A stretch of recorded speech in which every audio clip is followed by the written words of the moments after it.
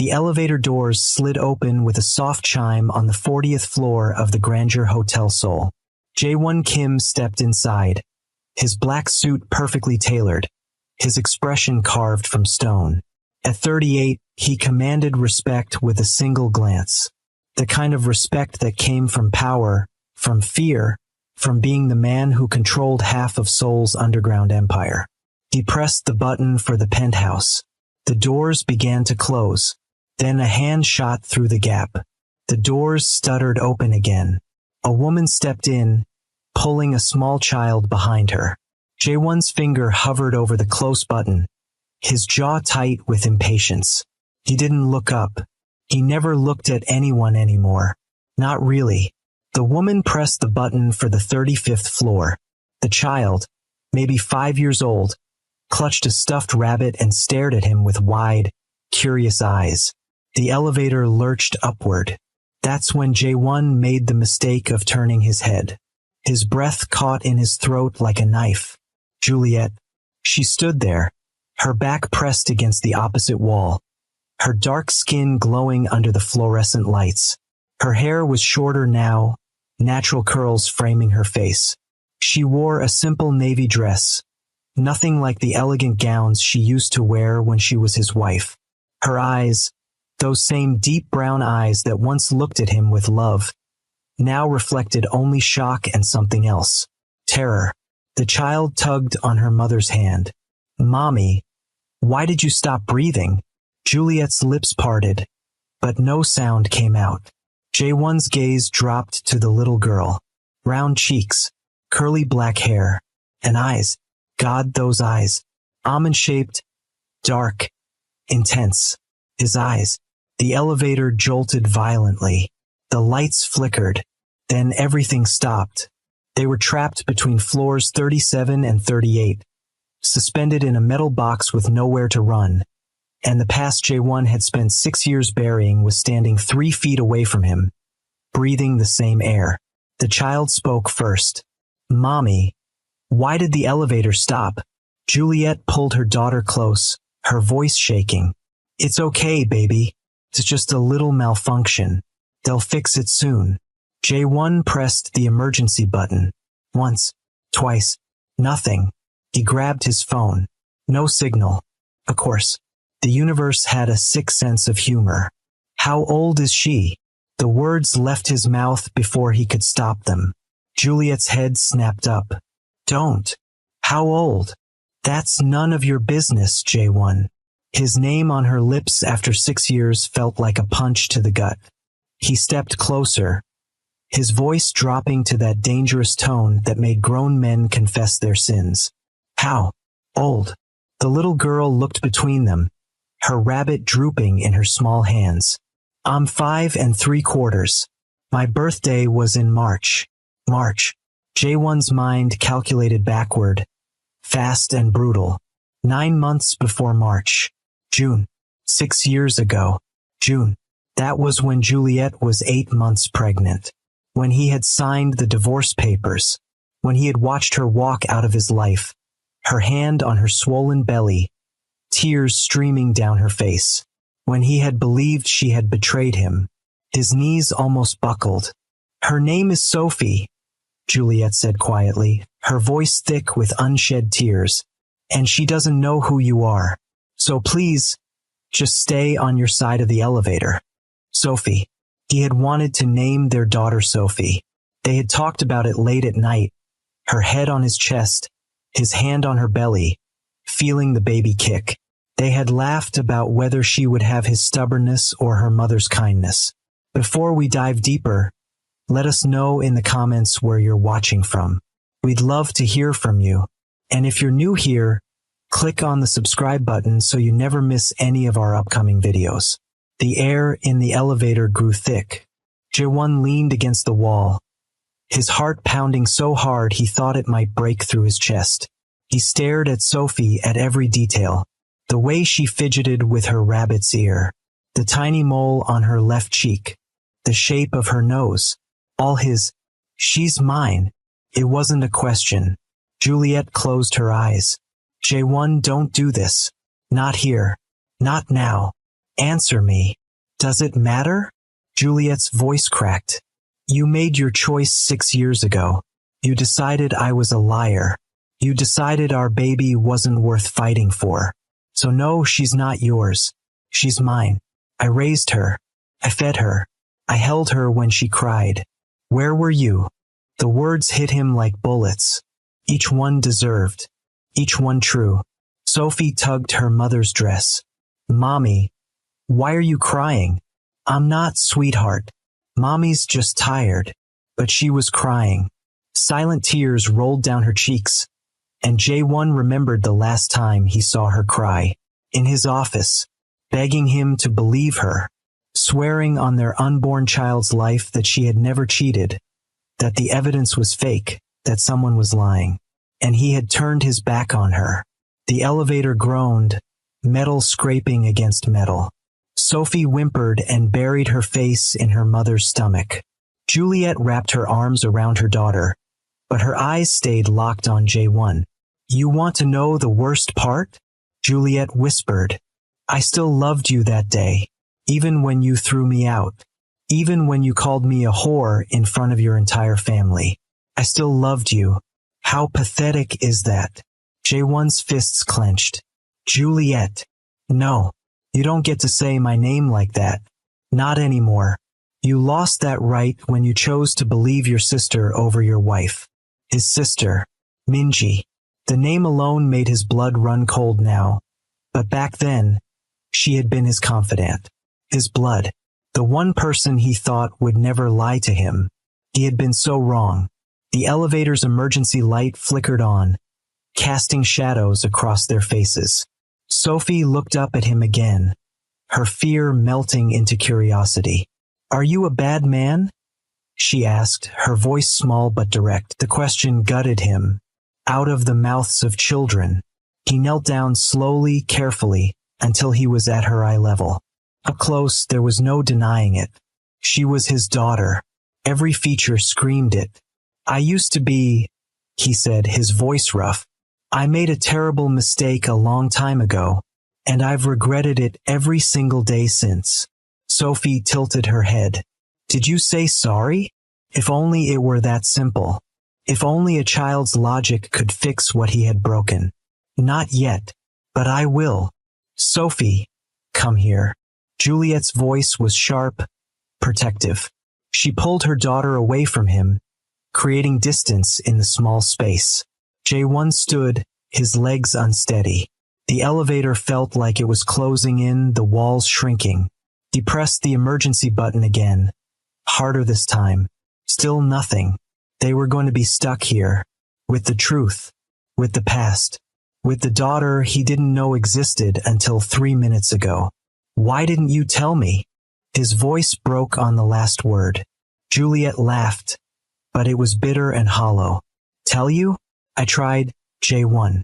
I called you 53 times in the week after you threw me out. 53. You blocked my number.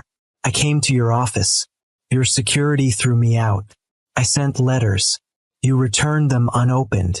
So forgive me if I didn't try harder to tell the man who destroyed me that his daughter was born.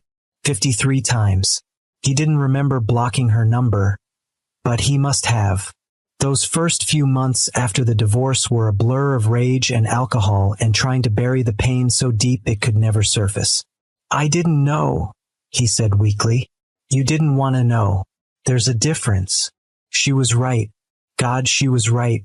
He had wanted to hate her, needed to hate her, because hating her was easier than admitting he might have been wrong. Easier than facing the possibility that he had destroyed the only good thing in his life over a lie. Sophie sat down on the elevator floor, her rabbit in her lap. She started humming a soft tune, oblivious to the tension crackling between the adults. J1 recognized the melody. It was a lullaby Juliet used to sing. She had sung it to her belly when she was pregnant, her hand making slow circles over their baby who was now sitting right in front of him, alive and real and perfect. What's her favorite color? He asked suddenly. Juliet blinked. What? Her favorite color.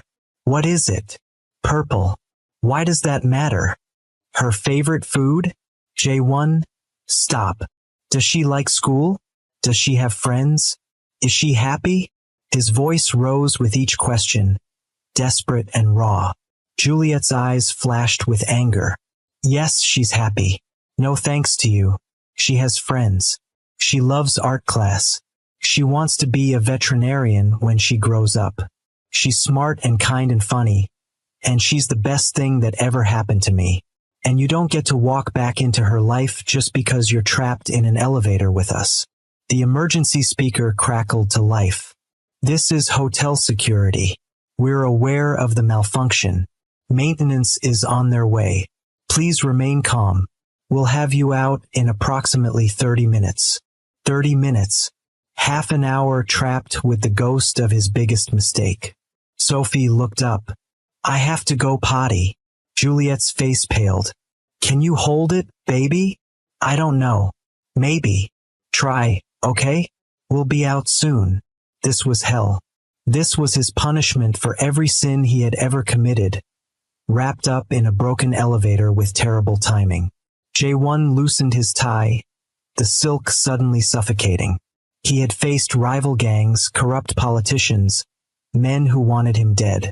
He had stared down the barrel of a gun more times than he could count.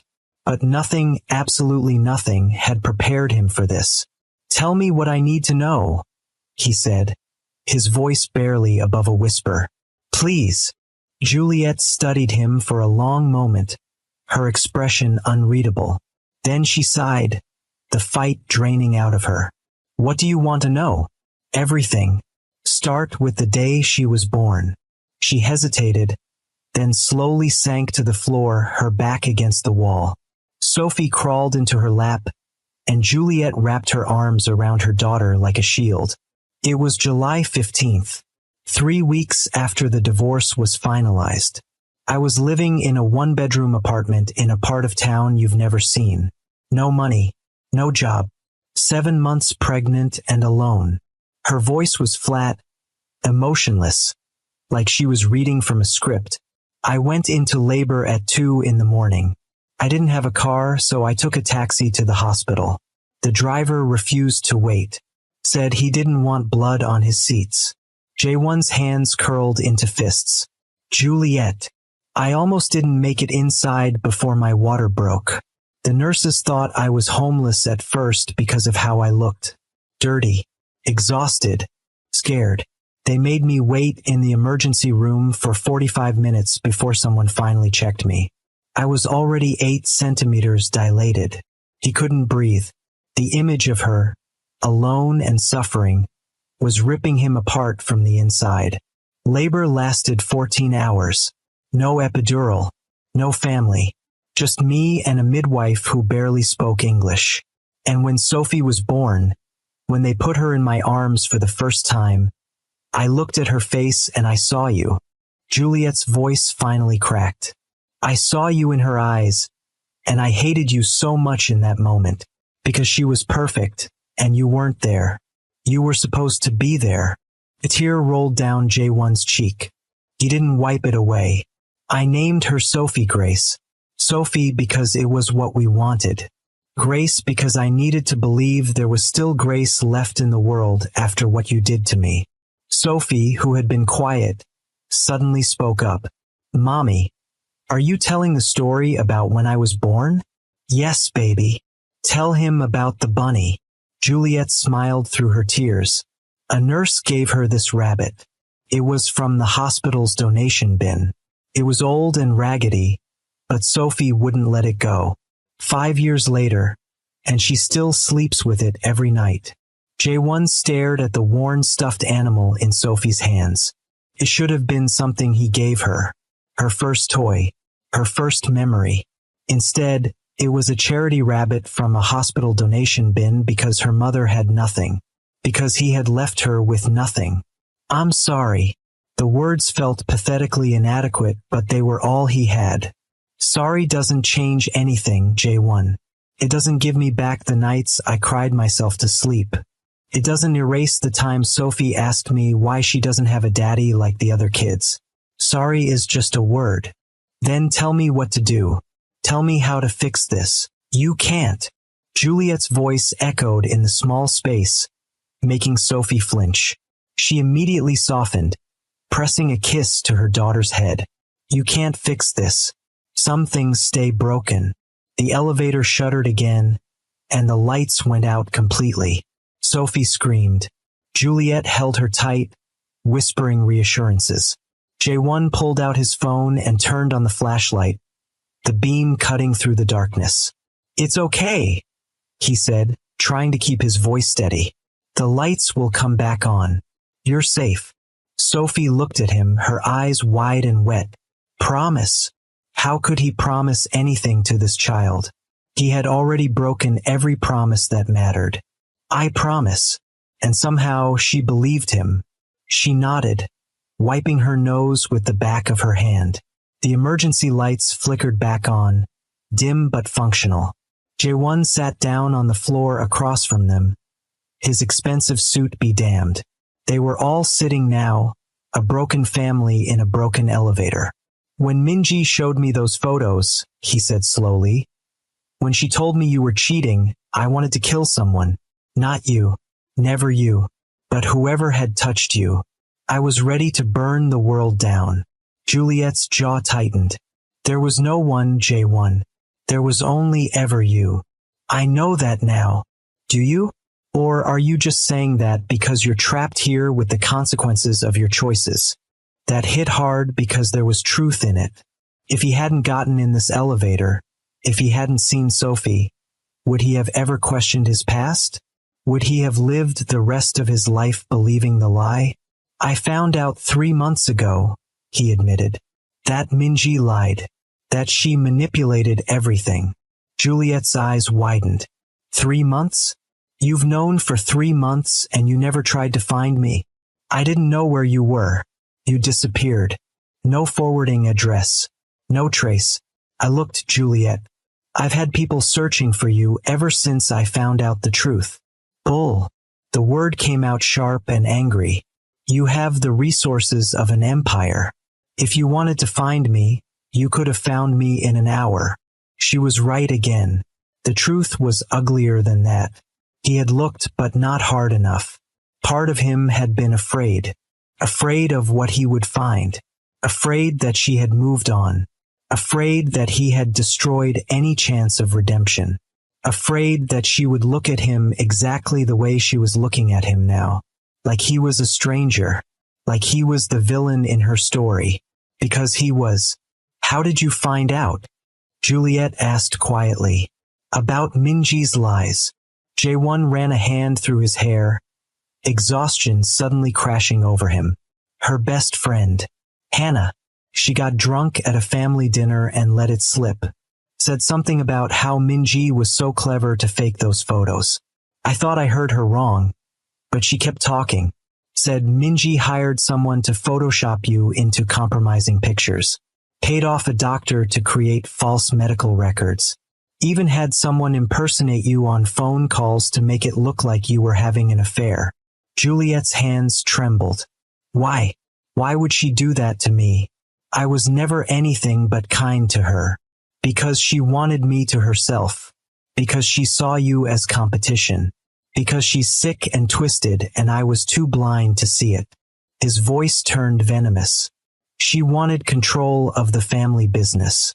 She knew as long as I had you, I had a weakness. She knew I would choose you over the empire. So she took you away. And you let her. Those 4 words hung in the air like an execution. Yes, Jae-won said, his voice breaking. I let her. I should have believed you. I should have trusted you. Instead, I trusted blood over love, and it cost me everything that mattered. Sophie, who had been listening quietly, suddenly asked, Are you my daddy? The question stopped time. Juliet's breath hitched. Jae-won's eyes filled with tears he couldn't control. Sophie, baby, that's a complicated question. Juliet started, but Sophie interrupted. You said my daddy made a mistake. He made a mistake. You're sad and he's sad. Are you my daddy? Jae-won looked at Juliet, silently begging for permission to answer. She closed her eyes and gave the smallest nod. He turned to Sophie, his voice thick with emotion. Yes, I'm your daddy, and I made the biggest mistake in the world. I wasn't there when you were born. I wasn't there for your first steps or your first words or when you learned to ride a bike. I wasn't there because I was stupid and angry and wrong. And I'm so sorry. Sophie stared at him for a long moment. Then she said, "You look like me." A broken laugh escaped him. "You look like me too. You have my eyes. And my nose. And your nose. But I have mommy's smile. The best smile in the world." If you're enjoying the story, do us a favor and hit that like button. It helps us bring you more content like this. And don't forget to drop a comment telling us what you think will happen next. Sophie climbed out of her mother's lap and took a tentative step toward him. Juliet reached for her, but Sophie dodged her mother's hand. She stood in front of J1, so small and brave and curious. "Can I hug you?" she asked. The question broke him completely. He nodded, not trusting his voice. Sophie wrapped her tiny arms around his neck, and J1 held his daughter for the first time. She smelled like strawberry shampoo and childhood innocence. She fit perfectly in his arms, like she had always belonged there. "You're crying," Sophie observed, pulling back to look at his face. "Yeah, sometimes adults cry when they're really sorry. It's okay. I forgive you. If only the world worked on 5-year-old logic. If only forgiveness were that simple, that pure, that immediate." J1 looked over Sophie's head at Juliet, who was watching them with an expression he couldn't read. Pain, anger, maybe a sliver of something that looked like hope. The speaker crackled again. "We've almost got the elevator moving. Stand by." Their time was running out. Soon the doors would open, and this moment, this forced reckoning would end. Juliet would take Sophie and disappear again, and he would be left with the knowledge of what he had lost, unless he fought for it. "Come work for me," he said suddenly. Juliet's head snapped up. "What?" "You and Sophie. Move into one of my properties. I'll give you anything you need. Money, security. I'll set up a trust fund for Sophie. Private school. The best of everything. You think you can buy us?" Juliet's voice turned icy. "No. God, no. I just want to help. I want to be part of her life. Part of your life. I know I don't deserve it, but please, give me a chance to make this right." "Make it right?" "J1, you can't make this right. You can't throw money at 6 years of abandonment and call it fixed.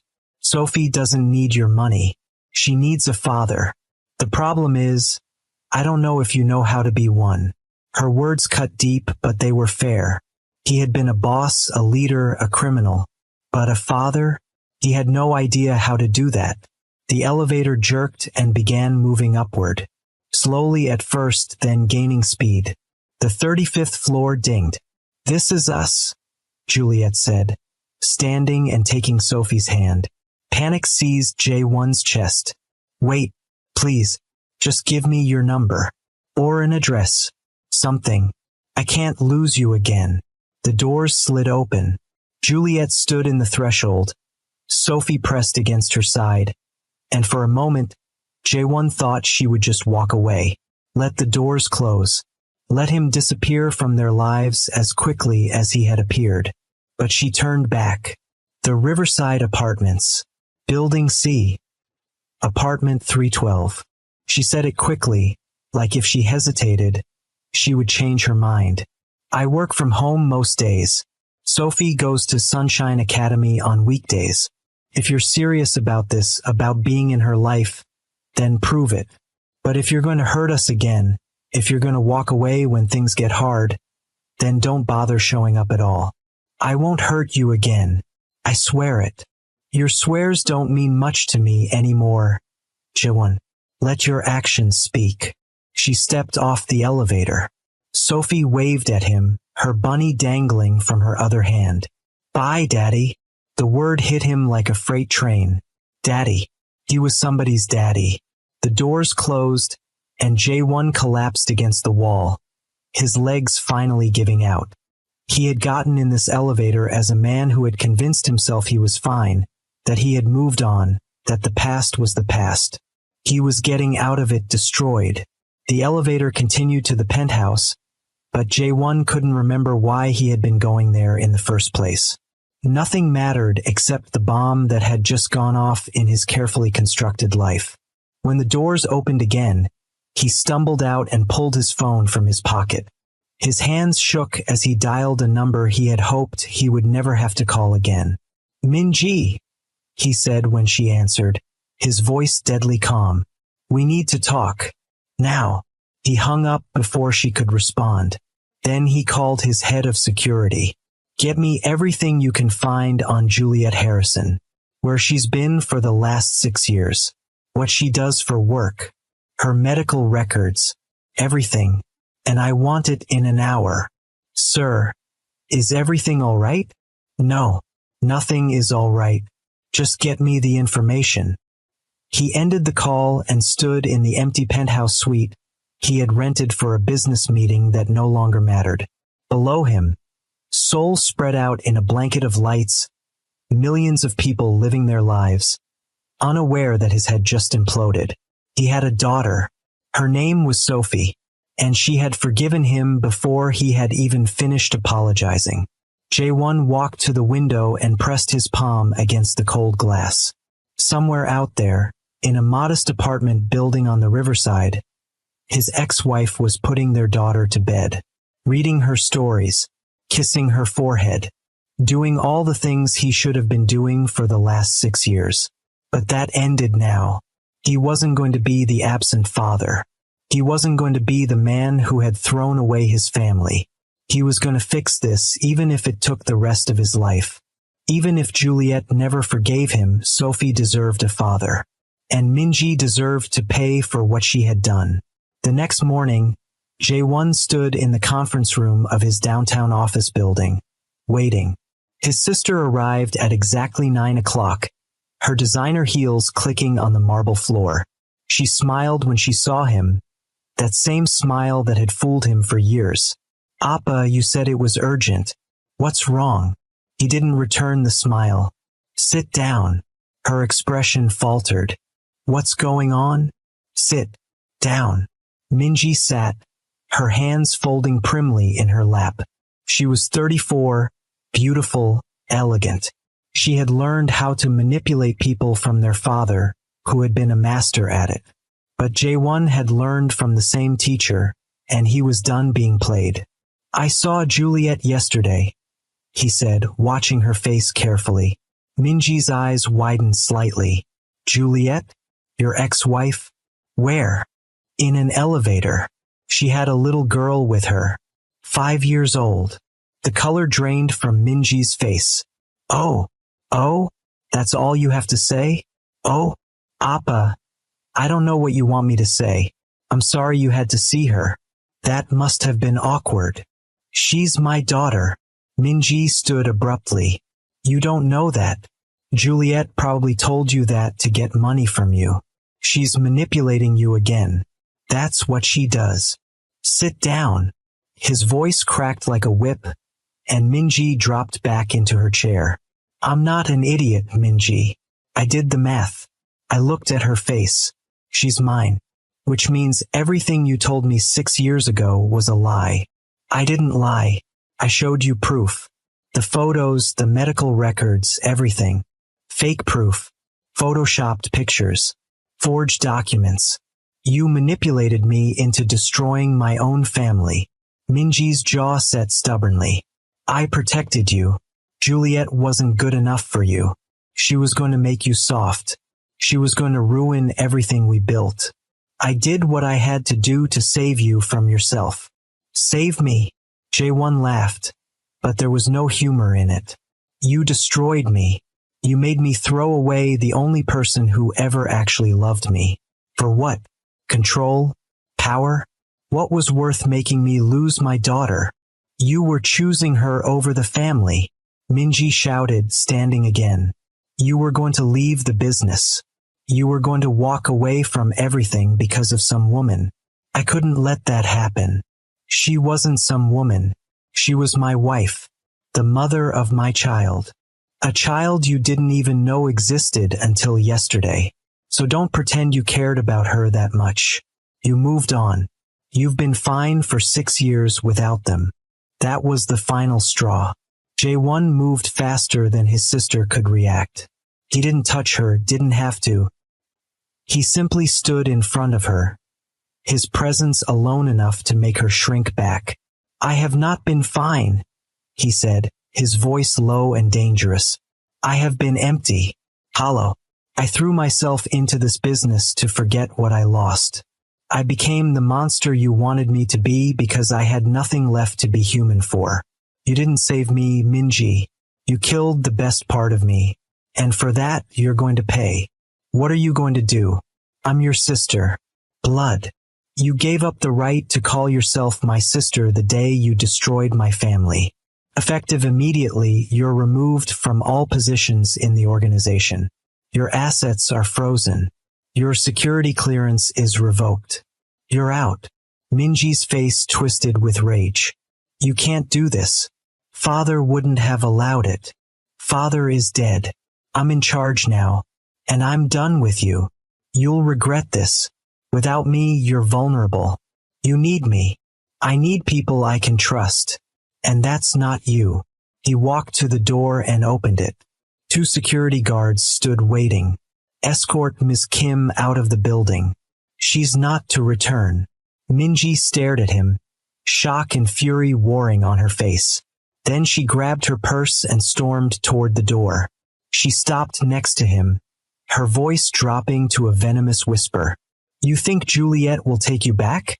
You think that little girl will ever really see you as her father? You're fooling yourself. You're still the man who threw them away. That doesn't change just because you found out the truth. Maybe not, Jae-won said quietly. But I'm going to spend the rest of my life trying to be better, which is more than you'll ever do. Minji left without another word.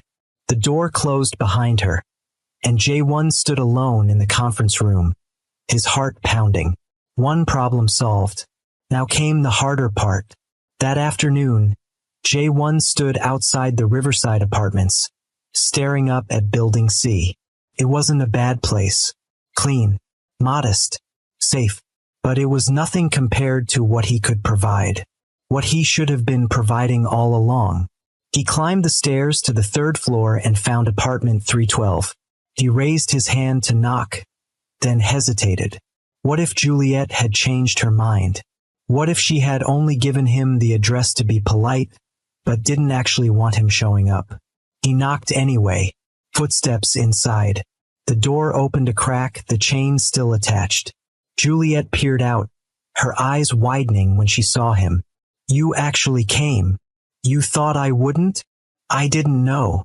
She closed the door, and he heard the chain slide free. When it opened again, she stood there in jeans and a t-shirt, her hair pulled back in a ponytail. She looked younger like this, softer, more like the woman he had married. Can I come in? She stepped aside. The apartment was small but cozy. Toys scattered across the living room floor. A child's drawing taped to the refrigerator. The scent of something cooking in the kitchen. It was a home, a real home, something his penthouse had never been. Sophie ran out from a hallway, saw him, and stopped. Daddy, she said it so easily, like it was the most natural thing in the world, like he had been her daddy all along. She crashed into his legs, hugging him tight. Jae-won bent down and picked her up, holding her close. She was so light, so fragile, so perfect. I made you a picture, Sophie announced, wiggling to get down. She ran to the kitchen table and grabbed a piece of paper covered in crayon scribbles. It's us. See? That's me, that's Mommy, and that's you. 3 stick figures holding hands. A child's version of a family.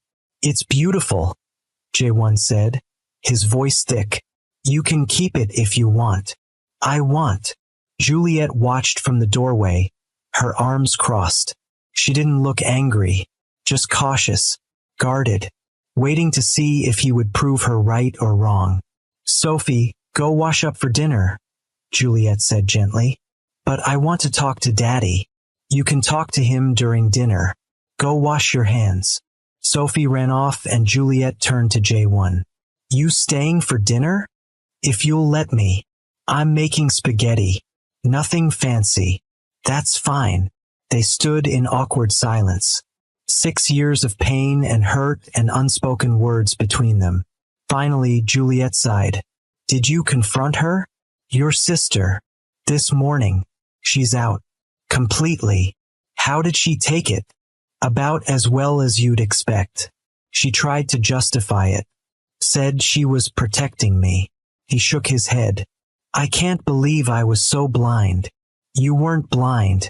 You were manipulated by someone you loved. There's a difference." Juliet moved to the stove and stirred the pot of sauce. "But it doesn't change what happened. It doesn't undo the last 6 years." "I know. I'm not asking you to forget. I'm just asking for a chance. To be in Sophie's life.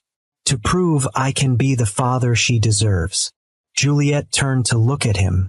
"And what about me, J1? You keep talking about being Sophie's father. But what about us? What about the fact that you broke me? That I spent months picking up the pieces of my life after you threw me away? I know I hurt you." "Hurt me? You destroyed me. I was pregnant and alone and terrified. I had no money, no family, no one. Do you know what that's like? To be that alone?" "No, I don't. And I'm sorry. I will spend the rest of my life being sorry." Sorry doesn't pay rent, J1. Sorry doesn't put food on the table. Sorry doesn't hold your hand in the delivery room. Then tell me what to do. Tell me how to make this right. I'll do anything. Juliet's eyes filled with tears. There's nothing you can do. You can't go back in time and fix it. You can only move forward. And I don't know if I can move forward with you in my life. Because every time I look at you, I remember how much you hurt me, how you didn't believe me, how you chose everyone else over me. I was wrong. Being wrong doesn't make it hurt less. Sophie came running back in, her hands still dripping wet. Daddy, can you read me a story after dinner? J1 looked at Juliet, asking permission with his eyes. She hesitated, then nodded. Sure, sweetheart, he said. I'd love to. Dinner was strange, domestic, surreal. Sophie chattered the entire time, telling him about school, her friends, her favorite TV show. J1 listened to every word, memorizing the details. Juliet stayed quiet, watching them interact with an expression that was equal parts heartbroken and hopeful. When dinner was over and Sophie ran off to pick out a book, Juliet finally spoke. She likes you. I like her too. She's amazing. She is. Juliet stood and started clearing the dishes. But J1, you need to understand something. If you're going to be in her life, you have to be all in. You can't show up when it's convenient and disappear when it's hard. She's already lost you once. I won't let her lose you again. I'm not going anywhere. I promise. You promised you'd love me forever too. Promises don't mean much to me anymore. The words stung, but he deserved them. He stood and helped her with the dishes, the silence between them heavy but not hostile. Sophie appeared with 3 books. I couldn't pick just one. J1 smiled. Then we'll read all 3. They sat on the small couch, Sophie squeezed between them. J1 read the first book, stumbling over some of the words because his hands were shaking. Sophie corrected him, giggling. Juliet read the second book, her voice soft and melodic. And then Sophie insisted they read the third book together, switching off pages. By the time they finished, Sophie was yawning, her eyes drooping. Time for bed, baby, Juliet said. But I'm not tired. You're falling asleep sitting up. Come on. Sophie hugged J1 goodnight, her small arms tight around his neck. Will you come back tomorrow? If your mom says it's okay. Sophie turned to Juliet with pleading eyes. Mommy, can he? Please. Juliet looked at J1, then at their daughter. We'll see. Sophie seemed satisfied with that answer. She let Juliet carry her down the hall to her bedroom. J1 stood awkwardly in the living room, not sure if he should stay or go. Juliet returned a few minutes later. She's out like a light. Kid could sleep through a tornado. She's incredible. You did an amazing job raising her. I did it alone. I know. And I hate that you had to. But I'm here now. Let me help. Please. Juliet sat down on the couch, exhaustion written all over her face. What do you want from me, J1? Forgiveness? Permission to be a dad? Or do you want more than that? He sat down next to her, careful to leave space between them. I want all of it. I want to be Sophie's dad. I want to support you. And if I'm being honest, I want a second chance with you. I know I don't deserve it. I know I have no right to even ask.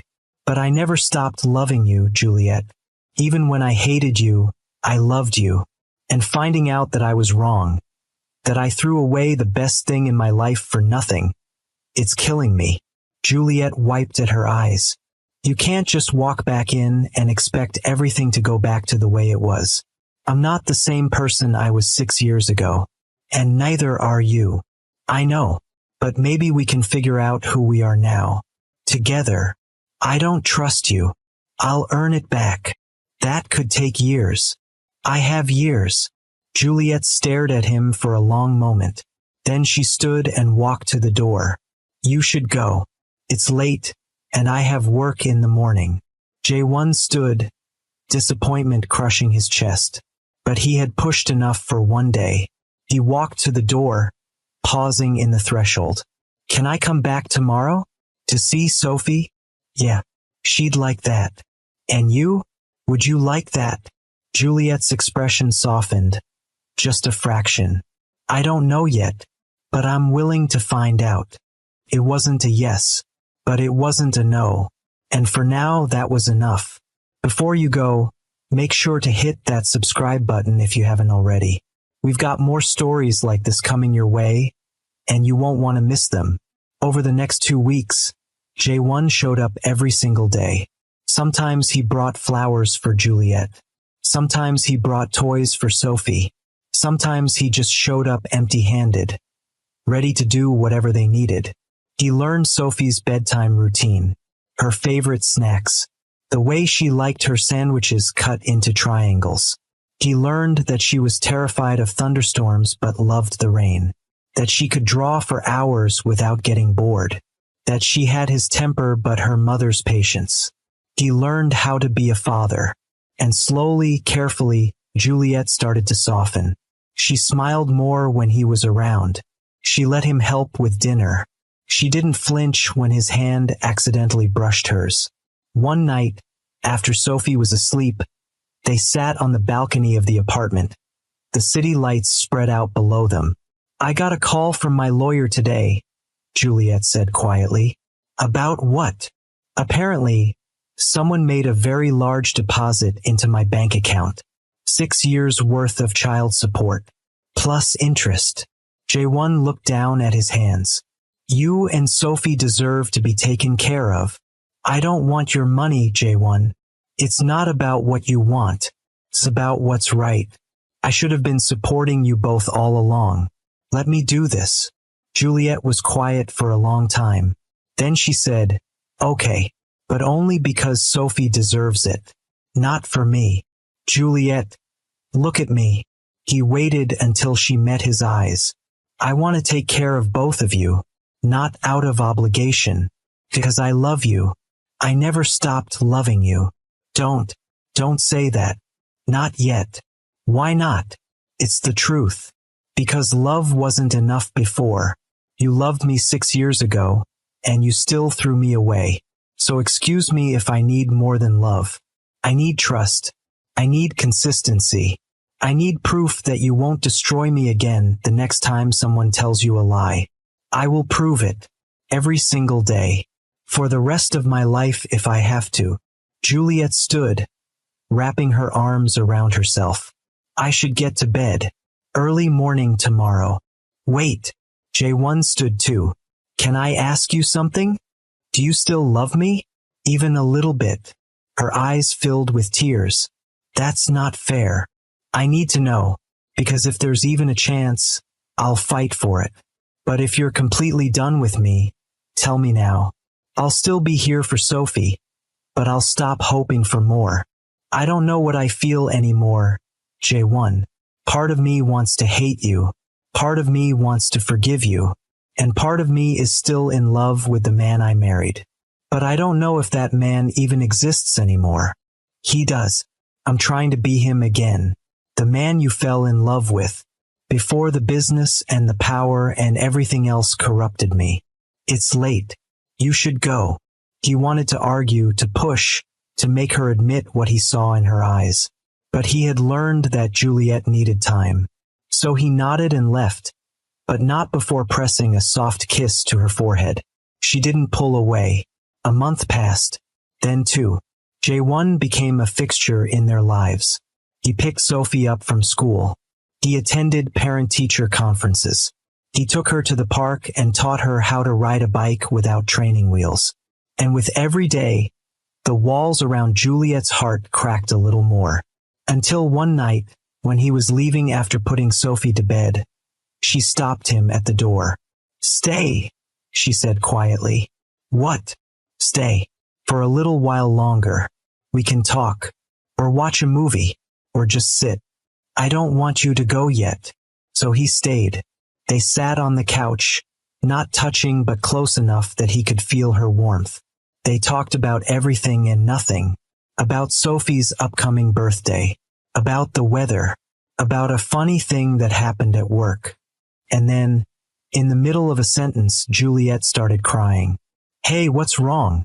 Jae-won turned to her, alarmed. I'm tired, she sobbed. I'm so tired of being angry at you. I'm tired of holding on to this hurt. I'm tired of pretending I don't want you here all the time. I'm tired of fighting how I feel. Then stop. Stop fighting it. I'm scared. What if you hurt me again? What if I let you back in and you leave? I won't. I swear on Sophie's life I won't. You can't promise that. Watch me. Jae-won took her face in his hands, his thumbs wiping away her tears. I love you, Juliet Harrison. I have loved you since the day I met you. I will love you until the day I die. I was a fool to let you go. I was a coward to believe the worst of you. And I will spend the rest of my life making it up to you if you give me the chance. Please, give me another chance. Juliet closed her eyes, more tears spilling down her cheeks. I'm scared. I know. I'm scared too. But we can be scared together. She opened her eyes and looked at him, really looked at him. And whatever she saw there must have been enough because she leaned forward and kissed him. It was soft and tentative and tasted like tears and hope. Jae-won kissed her back, careful and gentle, like she was something precious that might break. When they pulled apart, Juliet was smiling through her tears. If you hurt me again, I will destroy you. I'd deserve it. Yes, you would. They sat there, foreheads pressed together, breathing the same air. And Jae-won felt something he hadn't felt in 6 years. Peace. Sophie's 6th birthday party was small but perfect. Just a few of her friends from school, held in the modest community center near their apartment.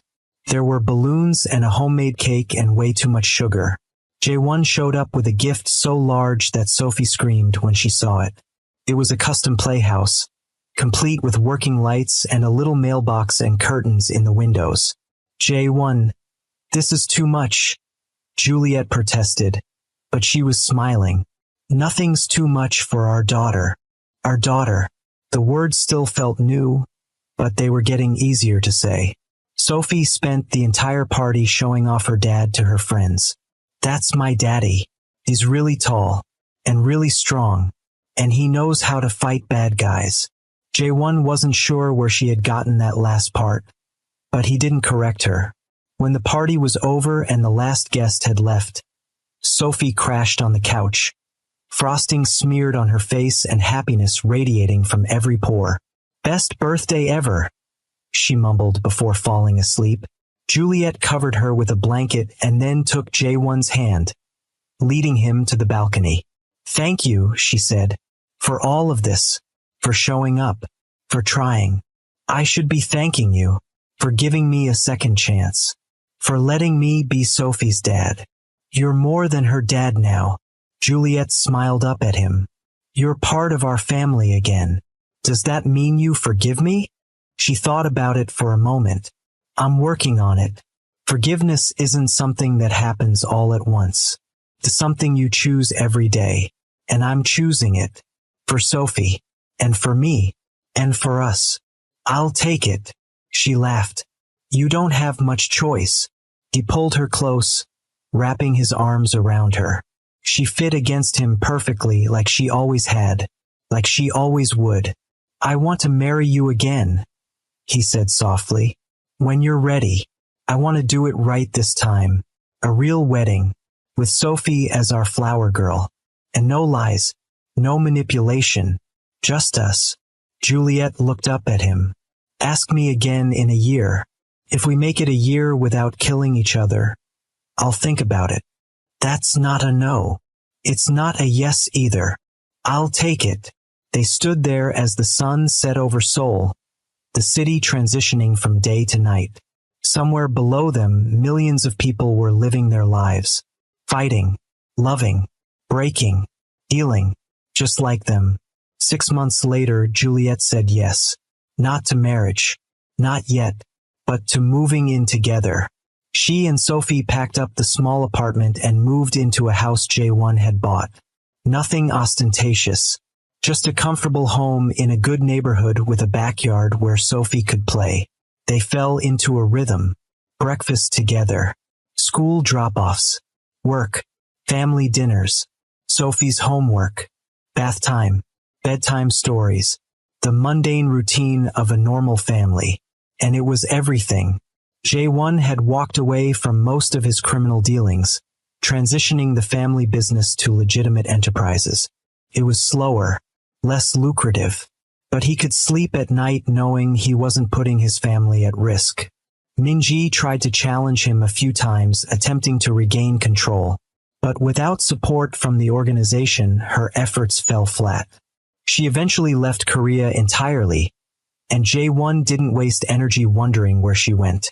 He had more important things to focus on, like the little girl who insisted on pancakes every Saturday morning, like the woman who still sometimes looked at him with guardedness in her eyes but was slowly, steadily learning to trust him again. 1 year to the day after he had gotten trapped in that elevator, J1 took Sophie and Juliet back to the Grandeur Hotel. They rode the elevator to the 40th floor, the same elevator where everything had changed. "Why are we here, Daddy?" Sophie asked, clutching her now very worn rabbit. "Because this is where I got the greatest gift of my life," he said. "I found out I had a daughter, and I got a second chance with your mom." Juliet smiled at him, her eyes soft. "You're so dramatic. I learned from the best." When they reached the 40th floor, J1 got down on one knee. Sophie gasped. Juliet's hand flew to her mouth. "It's been a year," he said, pulling out a small velvet box. "You said to ask you again in a year, so I'm asking. Juliet, will you marry me? Again? For real this time?" Sophie started jumping up and down. "Say yes, Mommy. Say yes." Juliet looked at him, tears streaming down her face. "You're really doing this in an elevator?" It felt appropriate. She laughed and cried at the same time. "You're insane. Is that a yes?" "Yes. Yes, you stubborn, dramatic, wonderful man. Yes." He slipped the ring on her finger and stood, pulling her into a kiss. Sophie squealed and hugged both their legs. The three of them a tangled mess of limbs and love and laughter. The elevator doors opened, and an elderly couple waited to get on. They took one look at the scene and smiled, stepping aside. "Congratulations," the woman said warmly. "Thank you," J1 replied, Grinning like an idiot, they exited the elevator, a family now. Whole, healed, not perfect but real. As they walked through the hotel lobby, Sophie skipped ahead, her rabbit bouncing with each step. Juliet threaded her fingers through J1's, squeezing gently. "Are you happy?" she asked. "Happier than I deserve to be." "Good, because you're stuck with us now. Best trap I've ever been in." If you made it this far, thank you for watching. We hope you loved the story as much as we loved sharing it. Don't forget to hit that like button, drop a comment about your favorite part, and subscribe so you never miss another story. Have you ever had to forgive someone who deeply hurt you? Let us know in the comments. And remember, sometimes the biggest lies create the opportunity for the greatest truths. See you in the next story. 6 years after a lie destroyed his marriage, a Korean mafia boss found himself trapped in an elevator with his ex-wife and the daughter he never knew existed. By the time the doors opened, his carefully constructed life had crumbled. But from the ruins, something better emerged. Not perfect redemption, because some scars never fully heal, but second chances, hard-won forgiveness, and the kind of love that survives even the worst betrayals. Because some lies destroy empires, but the truth can rebuild families.